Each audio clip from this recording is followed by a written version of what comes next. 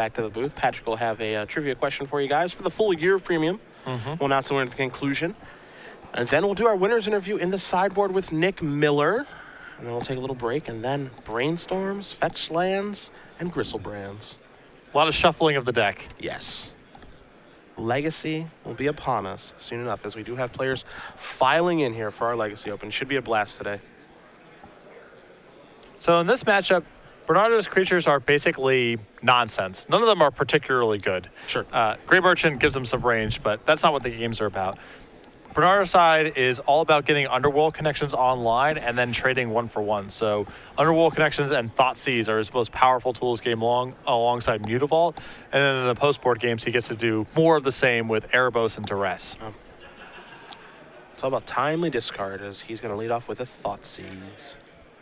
So let's see what David Vogt is working with here. There's a Rev, Dissolve, Faraway, Jace, and a couple of lands. Pretty powerful hand for David. Pretty tough hand to Thoughtseize, honestly. Yeah, having a counterspell here as protection against Underworld connections is very good for David, though Bernardo can choose to take it. But in that case, he gets to have a Revelations left in his hand, which is one of his most powerful tools in the matchup. We can't ignore Jace either, as that card's quite good too. Oh, yeah.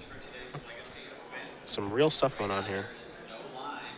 It's also nice too. You know, it's been a little while since we've seen Far and Away really, you know, put itself into the format. Of course, this was one of the best cards at Pro Tour Dragon's Maze, and now it's kind of rearing its ugly head again, which is, I feel, long overdue. Certainly when the metagame is going into Palikronos and Reaper of the Wilds type of threats, Far Away is one of the best removal spells in the format. Yeah.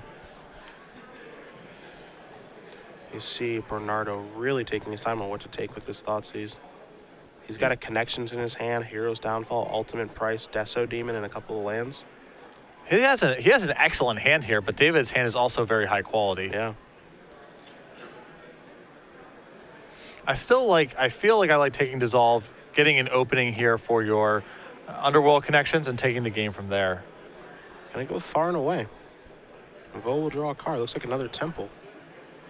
And it is. So Temple of Enlightenment number 2. Leave that card, we believe, on top. The answer is, looks like yes. And it is. So Bernardo's going to take a draw here. There's a Swamp. You see the Mutavault in his hand as well. Maybe he has a Pack Rat in his hand, maybe. We'll see. Taking Far and Away there. Seems like he may have that type of card in his hand.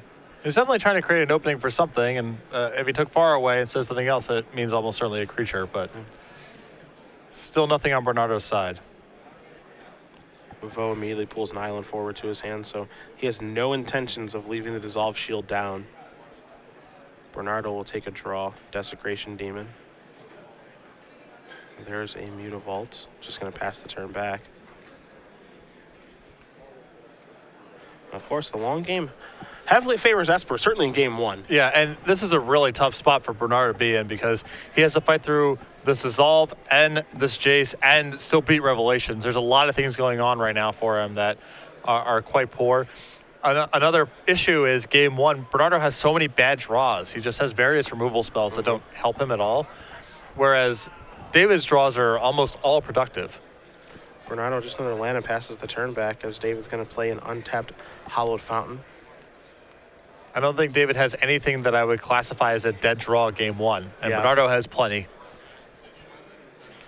There's Nykthos. Bernardo going to play Swamp. Attack with Mutavault. A much slower, grindier game, but again, I feel like this heavily favors the Esper control player. Here's a baby Revelation. Undo the work Mutavault did and draw 2 cards. I'll take a draw. Another Revelation here. That second Revelation is a really big draw. Yeah. David is only 1 black mana right now, but we'll get to the point where he can actually do something along the lines of Hero's Downfall. You're attacking Mutavault and then still have Dissolve up, which is a great turn. I mean, he's reaching the point where he's going to be able to play Jace with Dissolve back up. He's starting to really get to advance his board here. Bernardo serves in with Mutavault yet again. See if Vo maybe wants to block Mutavault or not. He says, no, I'm okay. Just take 2. Use my life total as a resource. No big deal. And this is the problem that I was talking about game 1. Look at Bernardo's hand. It's, I believe, 3 removal spells, 2 Hero's Downfalls, and an Ultimate Price. The Hero's Downfalls aren't they aren't 100% dead, Yeah. you know, but they are not efficient. Desecration Demon placed onto the stack.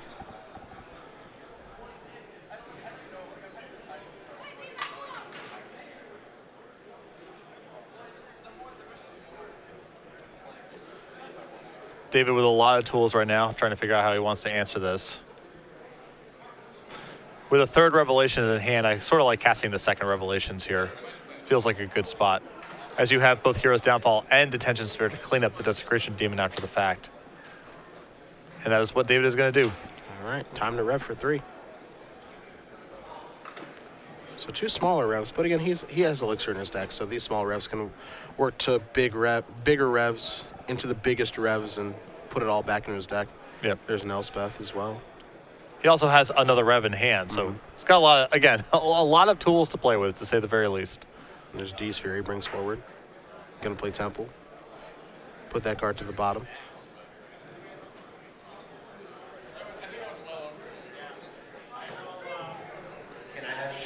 See him organizing the mana. Looks like we're gonna see a Detention Sphere get cast here while being able to leave open Dissolve, as we have seen from Vo. And this is why I did not like the initial Thoughtseize in this game. Bernardo didn't really carve a path, and if the game is going to go on if you're playing the pace of the game in such a way that's going to go on for a really long time, then I feel like you almost certainly can't afford to just take a random removal spell over something like Revelations or Dissolve. I agree, and the problem here is, as this game has progressed, as you mentioned, that Dissolve hasn't gone anywhere. It's going to counter something eventually, where I think you could have avoided that situation altogether. Because, he has to play so cautiously around Dissolve when he had the opportunity to take it. Yes, there are other Dissolves that Vo could have drawn to, but you can't do anything about those. Right.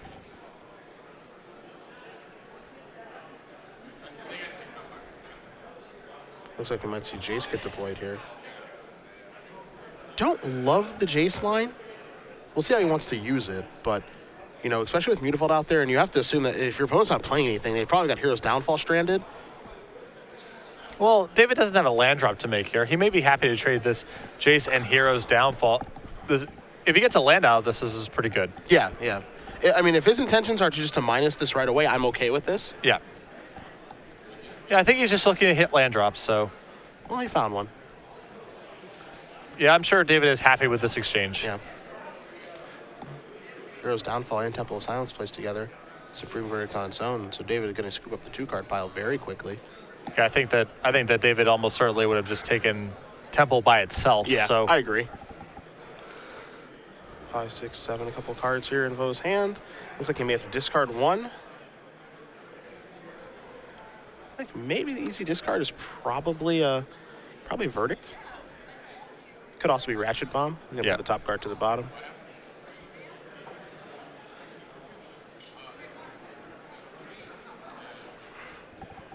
He has a lot of redundant tools, so. Yeah. And it looks like he's consulting his hand, and now he's good to go.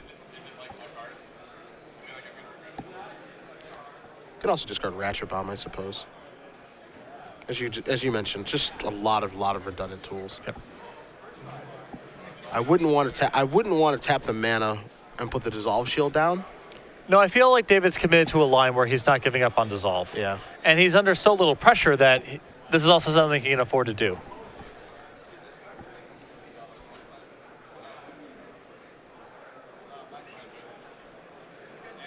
Yeah, it looks like he is going to discard Verdict, yeah. All right, so that'll be the turn. Passing it back. I don't mind the Verdict discard, as I think the biggest thing for David is mana efficiency. Again, he's committed to leaving up this Dissolve Shield and trying to do other stuff, so. Yeah. Supreme Verdict, one of the more expensive cards in his hand, and he also has another copy in hand, so.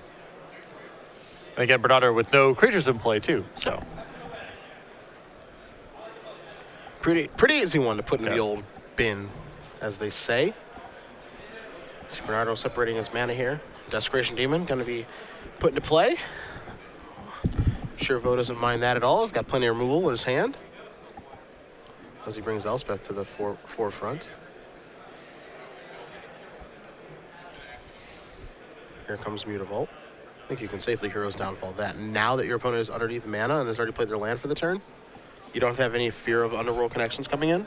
I think that yeah, David's just going to Hero's Downfall the Demon here. He's creating an opening for Elspeth here, so eventually this Mutavault's just not going to matter very much. Sure.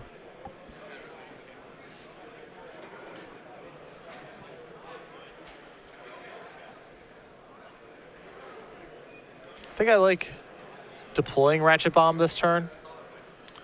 Deploying bomb and then having a 6-mana up. Yeah, I think I like that. The alternative is setting up a Revelations, but he has so many cards in hand already that he's likely to discard. He just passes back.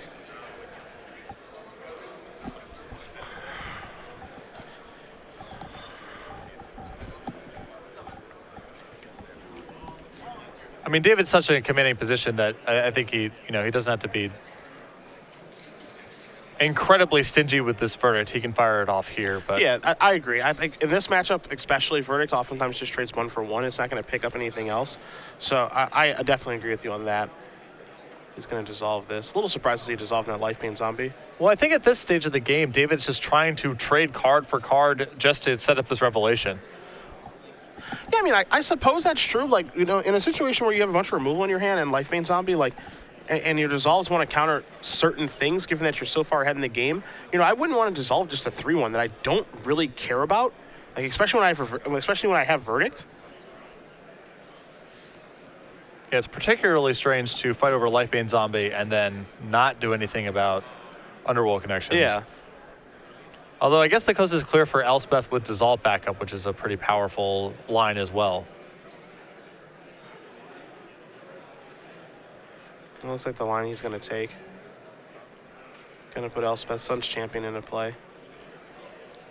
I would imagine at this point that David's willing to fight over Hero's Downfall and just try to go all the way with Elspeth. Yeah. I mean, that's what it feels like. See, this old Joker's going to play. Bernardo's going to draw a card.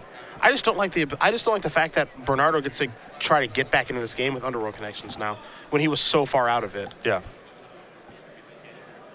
All right, here's running Gray Merchants.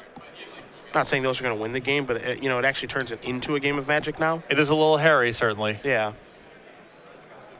Although keep in mind, David does have this Revelation as backup in his hand, but.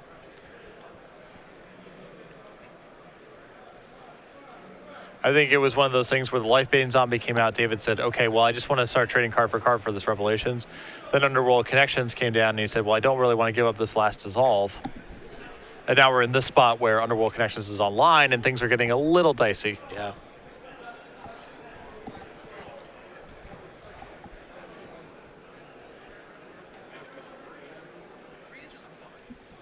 But David's still with a lot of action here. Still has Dissolve. Still has a big Rev, still has Elspeth in play.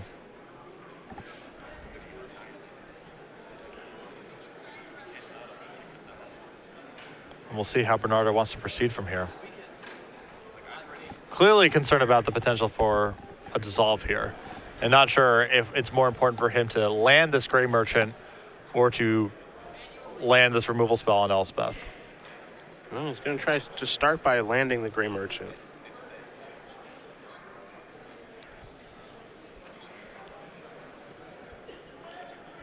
I feel at this point, yeah, David's not going to fight over this, which I like. He seems committed to trying to win the game with Elspeth. And now this Hero's Downfall is certainly worthy of a dissolve. Yep, that gets countered.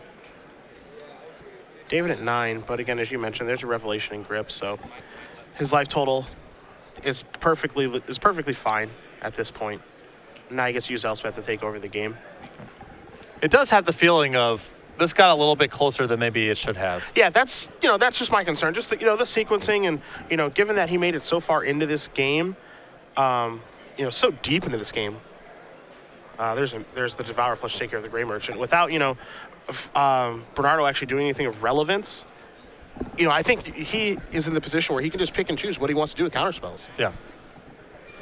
And Lifebane Zombie isn't something that I really care to use a counterspell on in this particular matchup. That's my argument. That's all. I'm with you. I actually would not have mind dissolving the Lifebane Zombie if the plan was also to dissolve whatever came after it. Sure. To try to set up a better Revelation. Trade resources and then have a big Rev. Yeah, and then Rev for 6 or 7. Yeah. What I do not like is fighting over one but not the other. Either way, soldier tokens are in play. Dissolve took care of the hero's downfall. And Bernardo now has to have basically perfect Underworld Connections activations to get himself into this game, as he's facing a wall of mana there from David. And T-2 turns for a lethal Elspeth ultimate as well. Yep. I suppose T-2 turns until a lethal Sphinx's Revelation as well. Yeah. You could argue that. Although Bernado has found Bioplate. And Yeah. if David gets a little too aggressive with generating his Elspeth emblem, that could be very good for him as well.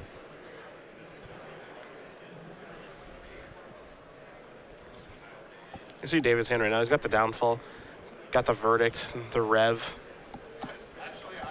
and the copy of Ratchet Bomb there. See Bernardo trying to figure out what he's supposed to do on his side of things.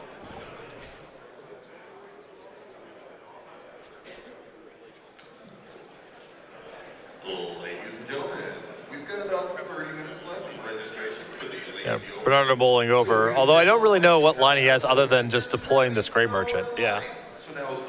I mean, he may want to try to set up getting more permanents into play and trying to have one big Grey Merchant here, but that feels like you're being really optimistic about your draw steps. See his hand right now, Grey Merchant, Bioblight, and the ultimate price. Yeah, I'm trying to figure out what he's trying to set up too. You know, he can't do anything. He can't do much with Mutavaults. He can cast Grey Merchant, gain 4, drain 4. You know, he's going to put Vote down to 5. He's going to move to 25. Well, this may be worth the hero's downfall in response. Yeah, with it on the stack. Yeah. Yeah. In response to the trigger. Yeah. Because at this point, you know, the other nice thing about that is David is, again, running each player out of resources and then setting up an enormous revelation with all of his mana. Mm-hmm. And that's basically perfect. Yeah. I think that might be the play that we see. I really like when Revelations players, as a rule, get pretty aggressive trading 1-for-1 and with a Revelation in hand. Yeah, and then reload. Yeah, because you end up discarding a lot of the times if you just sit and say go and say go and say go. You can just start firing things off. I think when I see that, I think of Jerry T. When he played Rev decks like Blue, White, Red. Just fire off a removal spell here, there, Rev for 8. Set out to discard, and I'll get you eventually. Yeah, so that the Grey Merchant's effect on the stack, devotion count is 2. As Grey Merchant isn't there anymore, just Underworld Connections, so a switch of 2 life.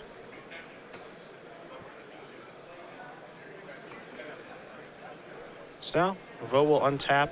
He'll take a draw, another copy of Elspeth. Not so bad.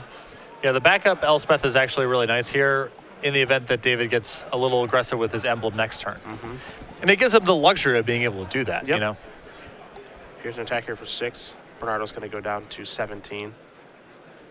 Elspeth's going to go up, so 3 more soldier tokens put into play.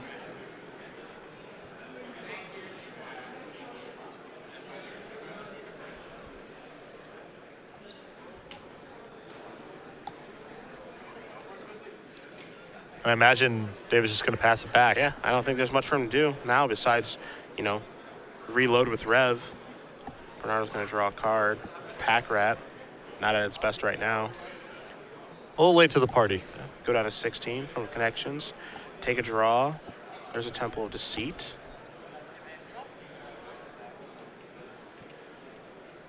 Gonna put that into play, a little scry time.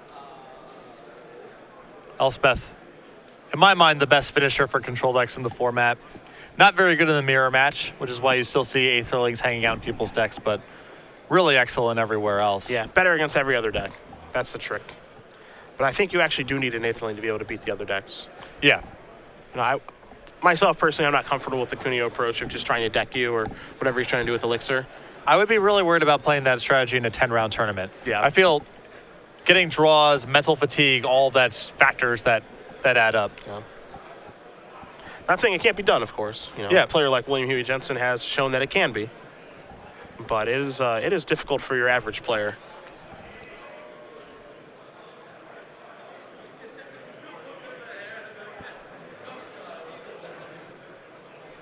So Bernardo looks like he's going to play Bioblight here to kill all the tokens.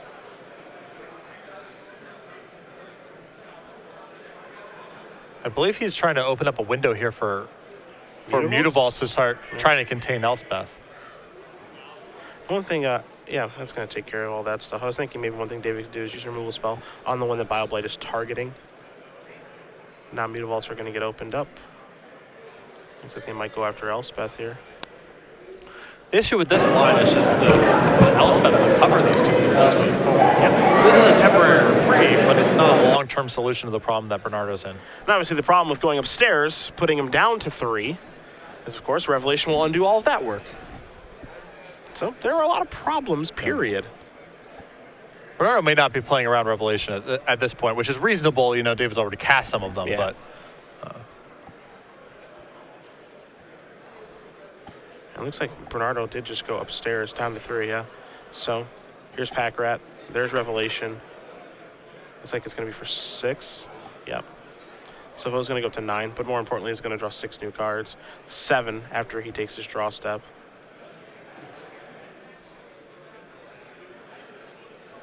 See a Jason and the Revelation to dissolve among them, so a lot of hits there. Yeah, dissolve is critical. Vo will draw the card for his turn. It's a Swamp.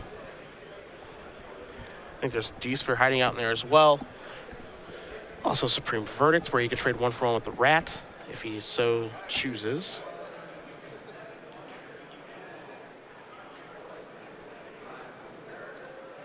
That's what he's going to do. So there's the trade. Elspeth's going to go up to 8, 3 soldier tokens.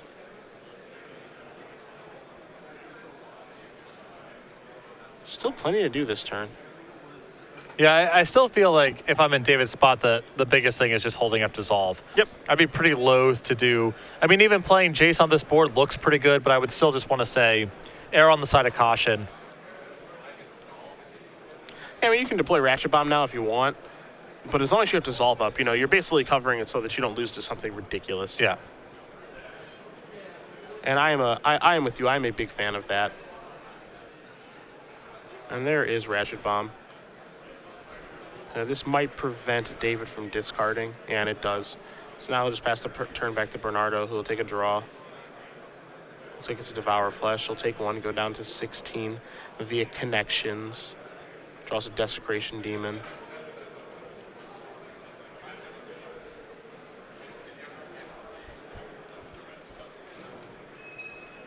So not a ton that Bernardo can do this particular turn.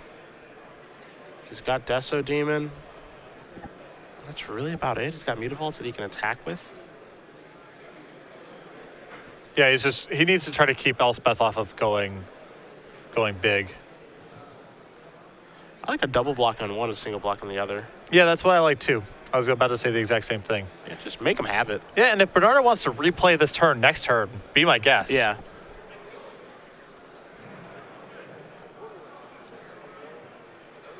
And this is also acceptable here. It's Sure. Just, you know, it beats a singular removal spell and it takes care of a Mutavault, and your Elspeth goes down to 6. So that's also obviously an acceptable turn. Because, you know, your Elspeth's not being taken off the table. There's Desecration Demon. See if he wants to dissolve this or not.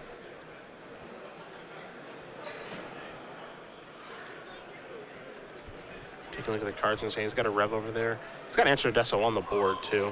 Yeah. With Elspeth, so... Again, it means maybe Bioblight, something that you then have to fight over if Desecration Demon gets into play, but... Yeah, I mean, he's going to dissolve this. I feel like this is another situation where he can just pick his spots better with dissolve. Yeah, to me, the concern is Grave Merchant at this point, and David's running out of protection for that sort of thing. Yeah, there's a D-Sphere, so that can take care of connections if he wants to cast that this turn. He's going to start by attacking for 1, put Bernardo down to 14. You know, when you have a finite number of counterspells in your deck, you know, I'm not a huge fan of using them aggressively, I guess, is the best term to use, and I feel like that's what he's doing right now with how he's countering spells. Certainly, it's very aggressive given how far ahead he is in the game. It'd be one thing if he had to be taking calculated risks, but he is fairly ahead at this stage. And he can even deploy Jace this turn if he wants, and there's so many different things he can do.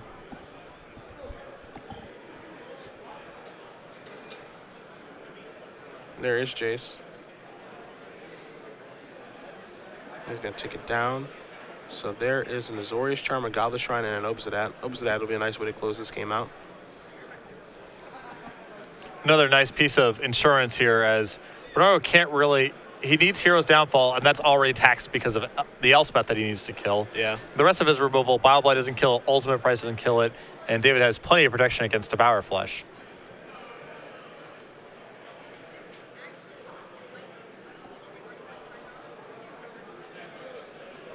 Looks like he might take the 2 cards as opposed to the 1.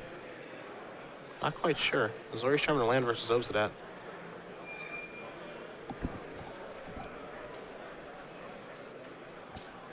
Yep, he's going to take the 2 cards. Obsidat's going to go to the bottom.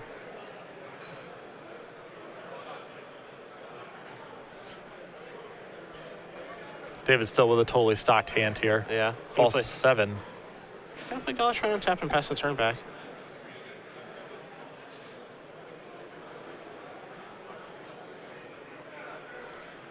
Bernardo going to draw. He finds a swamp. Doesn't have connections, obviously, because that's a tension sphere. So he's only going to see 1 card a turn as opposed to 2, like we saw previously.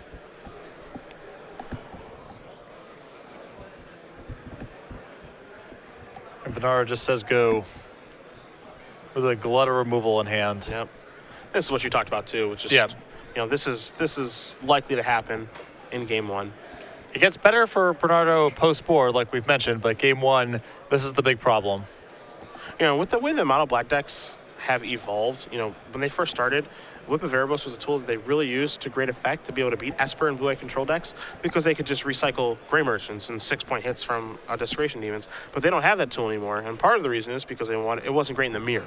Yeah. But this was a place where it was great. And a lot of the times, you know, for the brief time that I actually played Esper, you know, you had to play a card like Pithing Needle to take care of Whip. See an Elspeth emblem here.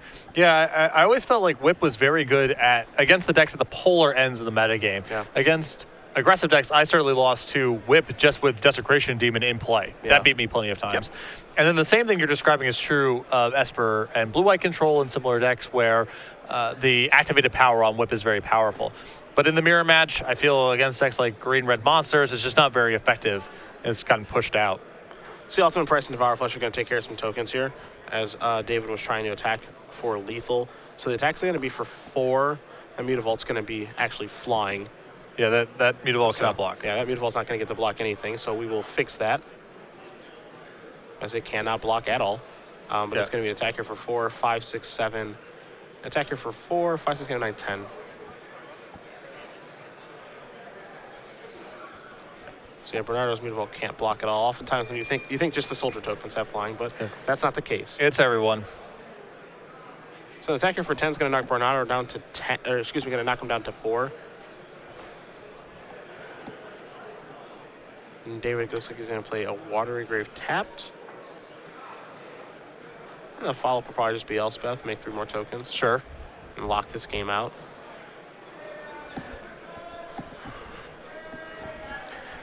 So Bernardo looks like he's going to get 1 more draw step, as Bile Blight doesn't even cover it now because Mutavault's a 4/4 flyer. And he draws. There's 5 mana, I guess. Not quite sure what's happening there. But Bernardo will take a draw. Underworld Connections. It gives him a chance at a redraw, of course, but I don't think a redraw exists in this particular situation. Yep. There's Connections. Draw a card. Go down to 3. Yep, and concede the game. So David Vo is going to win game number 1 here in the finals in Atlanta. Up a game over Mono Black Devotion, as we're going to bring it back to the booth here for you guys. It is time to ask that 12-month premium question. Patrick, I'm sure you've got a doozy. I do. Do you? Yeah, it's okay. Okay. So for 12 months premium, again, tweet at SCG Live, hashtag SCG Premium. One correct responder will be chosen at random for a full year of Star City Games Premium. And Bernardo Fonseca has one kind of oddball value land in his Mono Black Devotion deck. Name that land. All right. If you can name that land, again, hashtag your answer with the hashtag of SCG Premium on Twitter. Make sure you're following SCG Live. And we will announce the winner at the conclusion of our finals match, in which David Vo is currently up a game with Esper Control, playing against Bernardo Fonseca, playing Mono Black Devotion. We're going to go to the sideboards. I've got Bernardo's in front of me, so I'll take a look at 1 Pithy Needle, a Vile Blight, a Devour Flesh, 2 Doomblades, 2 Drowned in Sorrows, 2 Erebos, God of the Dead, 3 Dark Betrayals, and 3 copies of Duress. Obviously love Duress here. Like the Needle quite a bit. Like the 2 copies of Erebos. Don't really care for too much else. Yep, just more discard, more card drawing, and Pithy Needle is a way to answer some of David's troubling planeswalkers. Yeah, get Devour Flesh, Bile Blight, and Ultimate Price out of your deck, my friend. Well, I'm not so sure about Devour Flesh just yet. If you look over at David's side of the sideboard, he has 3 copies of Blood Baron of Viscopa. This may cause Bernardo to have to keep it kind of honest here and leave in at least some copies of Devour Flesh. He has a Ratchet Brahma, Supreme Verdict, a Dispel, 2 Renounce the Guilds, 2 Negates, 4 Thought Seizes, and a Pithy Needle. I like Pithy Needle fight over Underworld Connections and Erebos. I like the 4 Thought Seizes coming in. I like the 2 copies of Negate and the Blood Barons as well. So David with a lot of options to bring in here. See both players taking up the sideboard. I think things only get better for David after sideboard. Well, Bernardo gets to cut the bottom 10% of his deck out, which is really valuable in this matchup. That's the biggest deal. I think David's got a lot of power, but the cards that he's taking out are actually functional cards because he has nothing dead in his main deck. Bernardo is taking out cards that do very close to nothing or actually nothing and bringing in real cards. That's true. That's true. I mean, I would say we could see Blood Baron steal a game, but as you mentioned, Devour Fleshes are probably going to stay in. But I think that's also favorable for David, the fact that Devour Flesh will stay in, because it's this card that only comes up in a certain situation. Yeah. So it can be a dead draw for a large part of the game. Your 3 Blood Barons against their 3 Devour Fleshes, let's say, is a pretty big win for David, I feel like. Yes. Because Bernardo is much more sensitive to drawing dead cards, because if he's not applying sufficient pressure, whether that pressure means actually attacking or by drawing a lot of cards with Underworld Connections or Erebos, David is just getting to the spot where he can cast Sphinx's Revelation. So every dead card in Bernardo's hand is a disaster. Got our players filing in for the Legacy Open here. Looks like we're going to have a 9-rounder, my friend. Yeah, I think around 230 is the number we need to hit for 9 rounds. Yeah, I think we're pretty easily there today. Don't think it'll be a 10-rounder, as our Legacy Opens rarely are, but I think we're safe for 9 rounds of fun. It's tough because I don't have a great sense of scale when it comes to looking in the rooms, because the tournament halls are all different sizes, and sure, I'm really bad at guessing the size. But 250, 300, 350 would be my rough guess. 2,000 people, actually. That's how many are in here. I'm not good at it either. I think that my guess is closer to correct than yours. Your mileage may vary. Yeah, sure. That's fine. Everyone's entitled to their own opinion. Also, happy birthday, Cedric. Oh, gee, thank you so much. For those of you unaware, today I believe is your 28th birthday. I am officially old, but I've been officially old for a couple of years. You turn old when you turn 25. That's the threshold? That's my opinion on the threshold. So as a result, I am older now. I think whenever you qualify for the discount at Denny's is when you're officially old. Am I That's there? like the government definition. Am I there? I think you got another 30 some odd years. If I ask nice, do you think I'll get the discount today? Probably not. They're more likely to kick you out of the Denny's than to give you the senior discount. I'm a paying customer. That's not nice at all. I just want my French toast slam and my cheap coffee. That I would give to you. Thank you. Because coffee is disgusting, but delicious. That's what friends are for. If you were to go to Denny's, what would you order at Denny's? Bacon and eggs scrambled, the same thing I order at any other diner. Pathetic. Maybe a moons over my hammy if I was feeling that's especially exotic. That's a great order. I have a lot of friends who enjoy the moons. It's no FTS, but a few things are. What is, really? Yeah. Game 2 about to get started here. Bernardo with a much more structurally sound deck. Are we done with the Denny's talk? I could go on. Denny's is great. I've just been told I'm out of my mind about the greatness of Denny's. It has a role. It has a role. It has a role. I wouldn't be caught dead there with the sun up. The mixture of hours and price means that it has a role. Oh, boy. Looks like Bernardo is happy with his hand. David looks like he's taking a mulligan. It's sort of like the pithing needle, you know? You can't play 4 in your deck, but it does cover a lot of bases. Yeah, that's true. It's nice to have one. It has a role. Yeah, it has a role. It has a price and a function.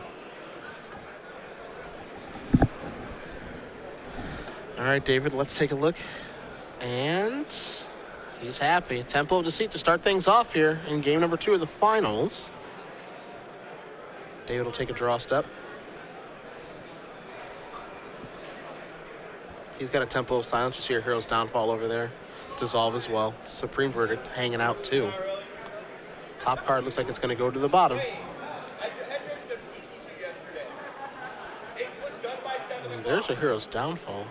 And here's a Thoughtseize. So let's see exactly what David's got. Hallowed Fountain, Swamp, Hero's Downfall, Dissolve, Supreme Verdict, and a Devour Flesh. A pretty rough hand, as you know, David has nothing proactive to do, is having problems with colored mana. Bernardo also has Underworld Connections in hand. Unclear if he has a 3rd land here. Yeah, I was going to say, this is the kind of game that Connections can run away with, or at least pull you ahead with. It is unclear if he has 3rd land, as you mentioned, because there is a Mutavault there for sure. Not sure about the rest, though. It looks like a lot of 3-mana creatures and removal spells.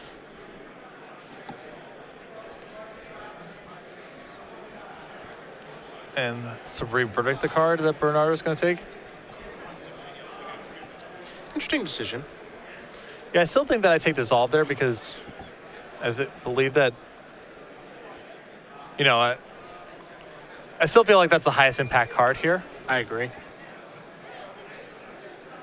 I'm going to pay 2 here, old David. I guess I did. Bernardo forgot to play a land. Oh, my. I was just thinking the same thing as you. Yeah. Forgot to play land after his Thoughtseize. Now David actually takes the initiative back, plays a Swamp Pass to the turn. Bernardo takes a draw. Another copy of Thoughtseize, has a Mutavault too. So there's a Thoughtseize. So still can't deploy his Underworld Connections. Yeah. So that is a bit of a reprieve here for David. Here's the grip. You see a Jace, a Revelation, a Devour Flesh, a Dissolve, and a Hero's Downfall. Decisions to be made here for Fonseca. Critical error, though. And it's actually not going to come back to really haunt him here, but it could have easily been really bad.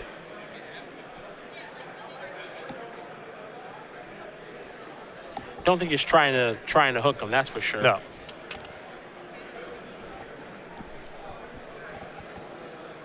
There goes Jace, probably the best card in the hand. Yeah, I think that, you know, Bernardo is pretty happy here to, you know, allow David to choke on reactive cards as long as David has no source of card advantage. Mutavault the land here for David, pass the turn back. Bernardo draws a Swamp. Now you can deploy Connections. Or you can play the old Lifebane Zombie. And he is going to go with the creature, see nothing. I wouldn't be surprised to see David cast Devour Flesh this turn. As if that snags the Mutavault, that feels like all sorts of win to me. Yeah. Yeah, it's fine either way. Yeah. Foe will take a draw. There's another copy of Revelation. Just passes the turn back. Can't cast it. Only got 1 blue. Bernardo draws a card. It's a copy of Duress. Little surprised to see him not trying to deploy Underworld Connections, given the situation. Opponent doesn't have double blue. Yeah. And there's a big risk here. Like, let's say that he takes Dissolve here in an attempt to clear the path. If David draws a 2nd blue mana, then he has a red for 2, and the ball starts to roll here. Gonna take Revelation as opposed to Dissolve.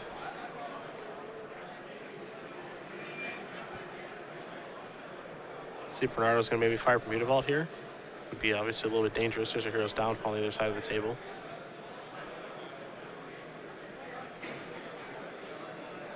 But he's coming in, I think. I think if you're David, you can't fire off Hero's Downfall fast enough. Personally. Yeah. Especially when your opponent's not hitting land drops. Not casting anything else either. Yeah, I can't. I couldn't pass up on this if I was Vo.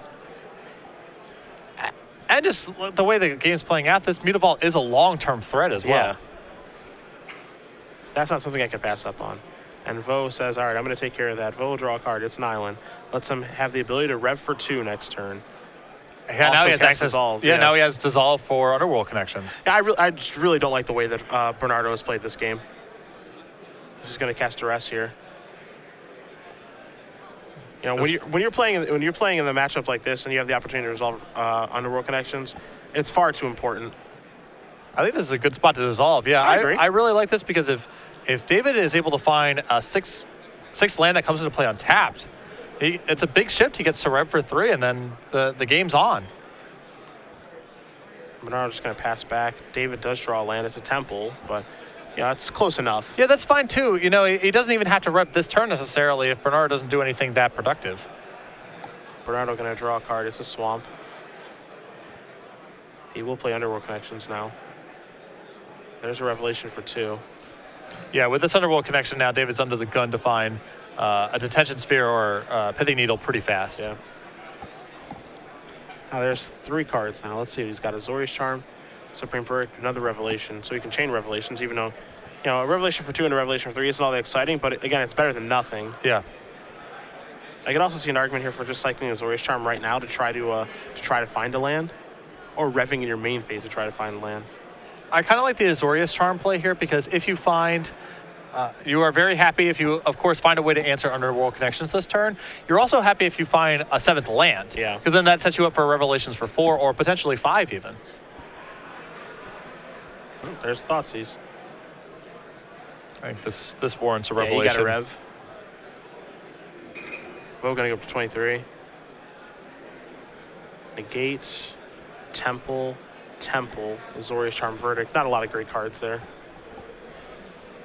And you can see, even though for as odd of a line that Bernardo has taken in this game, how much better the post-board games look when you have Duress and Thoughtseize alongside each other, Erebos and Underworld Connections alongside each other. It's just, you have a very solid game plan.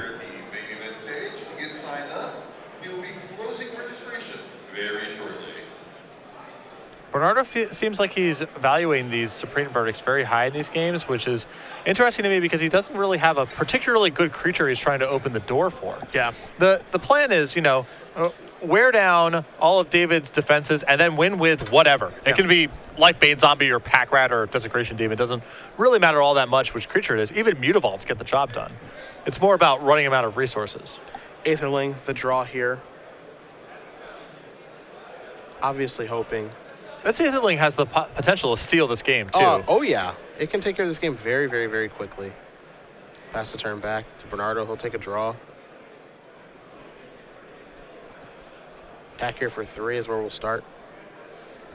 A few technical difficulties on our end here, guys. We will have our overlay with the life totals and everything up for you guys in just a moment, along with updated life totals, as Bernardo's going to activate Underworld Connections.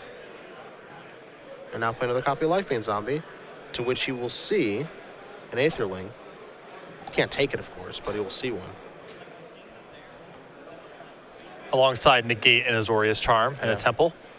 But this is I mean, David's got his window. I mean, window's bigger now. He just drew a Holophon he can play untapped. Yeah. An untapped land here is great as it allows him to an additional blue mana to protect Aetherling. Also gives him access to Gate if he wants it. So yeah, here's 6 mana. There's Aetherling. He's gonna play that untapped. Take 2, pass the turn back.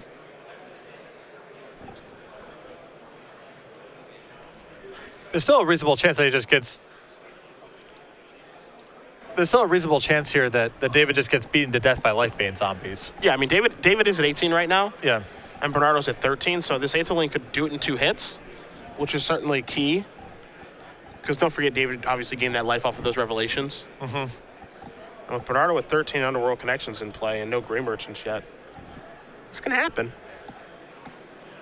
And each hero's downfall is a fog as well. Yeah, that's true. So Bernardo has a lot of tools to race here.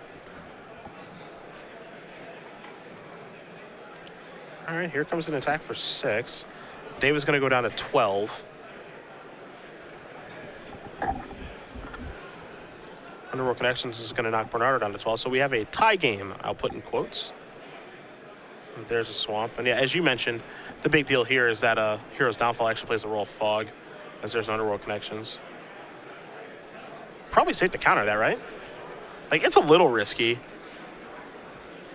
Unless he wants to just save the negate for something else. He might just say, you know what, that I need to save this over a Hero's Downfall removal spell. He is going to negate it, which I also think is fine, but there's an argument for just saying I need to save this negate for something else. Yeah. Just a couple of lands here. Temple.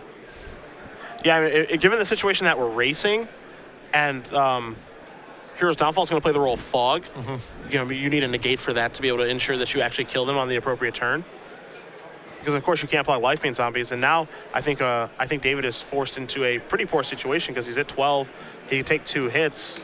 You know, it's a 2-turn clock as it stands. So things get a touch awkward now. The other thing too is that if Mutavault came rumbling in, for David, yeah, it would have been an attack for 10. With Bernardo at 12, he would put him down to 2, and then it would change the game a little bit. You have 2 lethal attackers yeah. next turn, so just a single Hero's Downfall doesn't get you out of this. Either way, Bernardo on the left, he's at 4.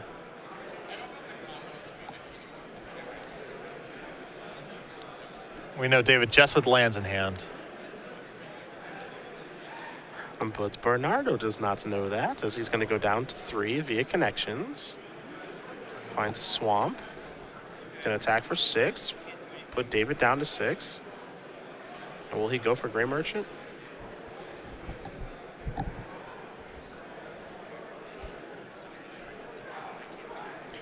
It just drops the Grey Merchant on the table, and that's it. Yep. No counterspell. We're going to be going on to a 3rd game. Yep. As predicted, game 1 looked pretty solid for Esper. Post board, Mono Black picks up a pretty big edge. Just the discard and card advantage overload is really challenging. Yeah, we're going to go to a 3rd and final one here momentarily. So we do appreciate you guys sticking through us through these technical difficulties. Obviously, our overlay is down right now as far as player names and life totals are concerned. So we're taking an old school approach. Yeah. I'll be keeping track by hand. Manual style. Yes, like I'm actually playing a game of Magic. Again, we have Esper Control, piloted by David Vo against Bernado Fonseca, playing Mono Black Devotion. And we saw game 1, David win the Esper way with just a grindy game, setting up multiple Sphinx's Revelations. We saw Bernardo win game 2 in a Mono Black way, which was a bunch of discard spells and Underworld connections. Now we'll see what happens in the 3rd game. Duress is going to show you Far Away, Elspeth, Jace, Devour Flesh, Hero's Downfall to go along with a Temple of Deceit and a Hallowed Fountain. Powerful stuff right there. Although, again, this is a hand with no real protection against Underworld connections.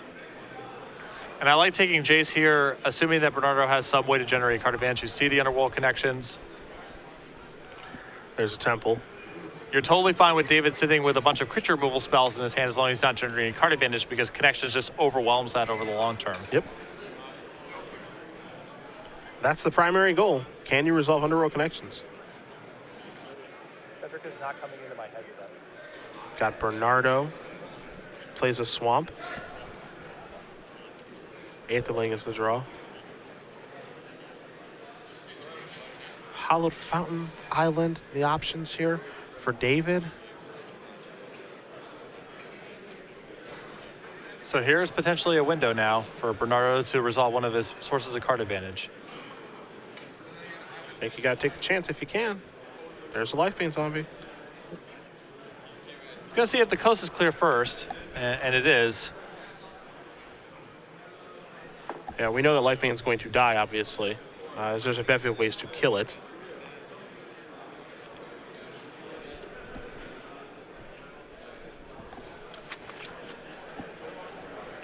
So, looks like we're going to see the away half here of Far and Away from David to take care of the Life Pain Zombie. So we'll see if David actually able to like spike a card like a Dissolve or something here.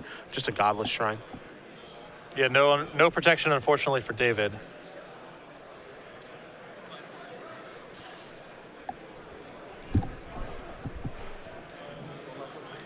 There's connections, so good to go. It's a really good opening for Bernardo, of course. Yeah, I mean, this is ideally how you want to start things off. You draw some cards, use your life, obviously, because your life total is not going to be under duress from basically anything, as there's a Godless Shrine. Draw a card, go down to 19. So this is exactly what Mono Black Devotion wants to accomplish, and Bernardo is doing it. And you've seen a lot of Esper and blue-white lists move to having some copies of the Exile, Enchantment, or Artifact card.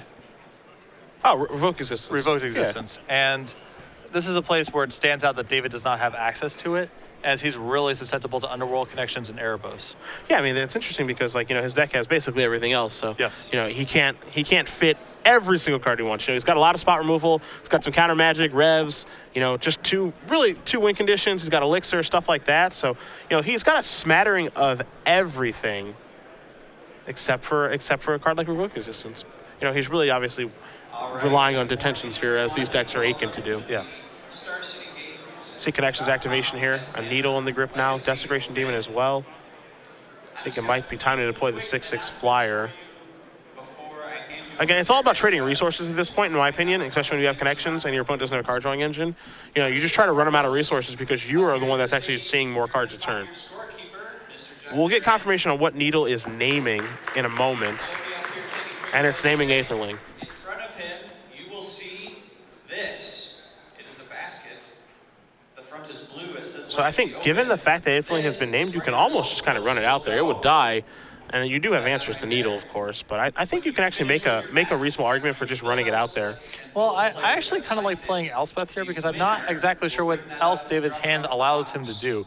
I understand there's a very good chance that it just dies, as it does here to Hero's Downfall. Yeah. But there's not, he's behind the gun with Underworld connections here, and he doesn't have Revelations in his hand. He doesn't really have anything powerful going on. There's a chance there that Elspeth actually could just steal the game. Sure. And so I like the attempt by David there to make it happen, but Bernardo was ready with the Hero's Downfall. Connections activation going to knock Bernardo down to 17. Looks like we got a Desecration Demon in the house. There is one place and one place only for Take a draw. food or beverages, and that is on Watery the floor. Grave. You see Hero's Downfall, Hollow Fountain, Aetherling that has been struck by a Pithing Needle, and then that Hero's Downfall. And this is definitely a game that can get turned around by Sphinx's Revelation for as grim as it looks for David right now. Definitely don't want to have to clean up any. This is a very aggressive line here from David, which is Hero's Downfall. Take care of obviously Desecration Demon, fire at Mutavault, get in for 5 points of damage. Let kind of the race start here. I kind of like it. Well, against Underworld connections, you have to tax his life total somehow. Yeah. David's not in a position to sit on his hand, so he's got to do something. You see one Gray Merchant. There's actually another one in Bernardo's hand, so he can undo that. I think he's got 3, maybe. He can actually undo this pretty well and also create a big roadblock. All right, guys.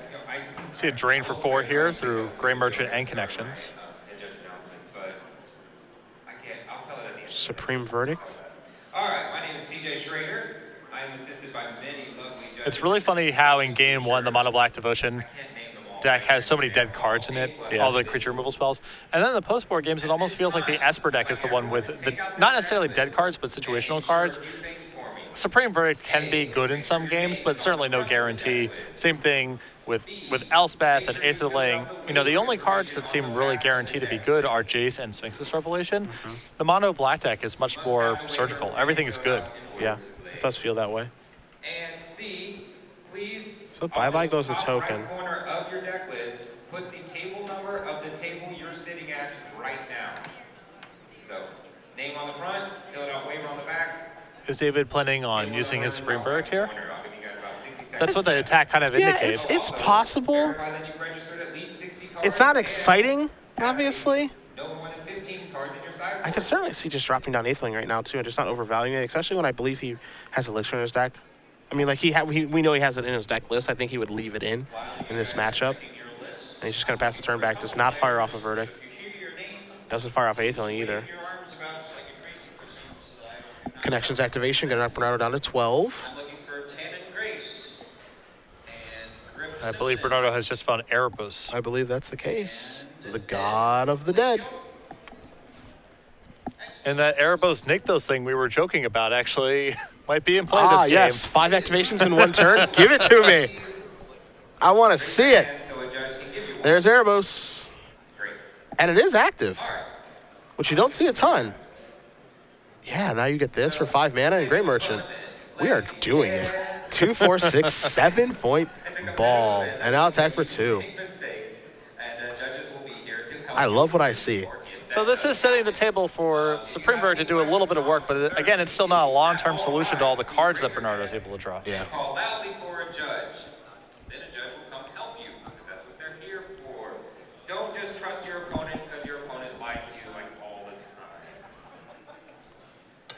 Make sure So after the drain and gain and the attack and everything of that nature, the dust settles. You've got Vo at 7 and underneath the gun in a big way. Now he does have Vert in his hand, of course. He can clear some things up, but Erebos will still be there, obviously, along with Underworld Connections, threatening for Devotion again and again and again. if you are not already in your seat, you will be receiving a Vo will draw a card to the Detention Sphere. That's a huge draw. visible hustle. When combined with the Supreme Bird, it actually clears up a lot of the bad stuff that's going on in play. That's a huge You will draw. have to talk to us if you want to re-enter the event. I suppose the interesting question is, what do you sphere?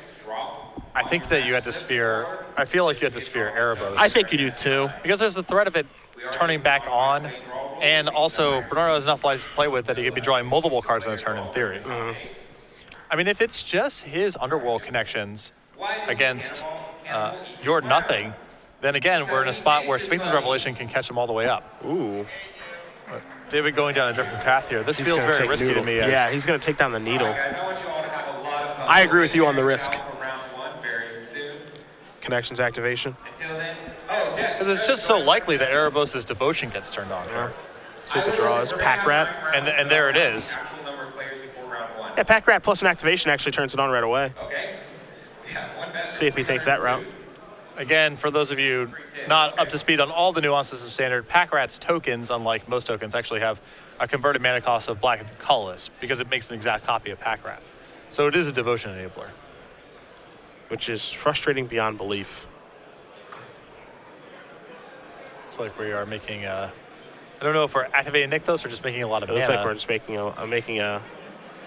a Pack Rat. Yeah, and so now there will be 5 Devotion out there. 1 from each Pack Rat, 2 from Underworld Connections, 1 for Erebos itself. In we go for 5. Vo's going to go down to 2. And Vo, all he has in his hand is an Aetherling. And if it's not a good draw right now, it's over. We saw him top deck once. And that's it. There it is. Bernardo Fonseca does win your Standard Open. Mono Black Devotion is back on top.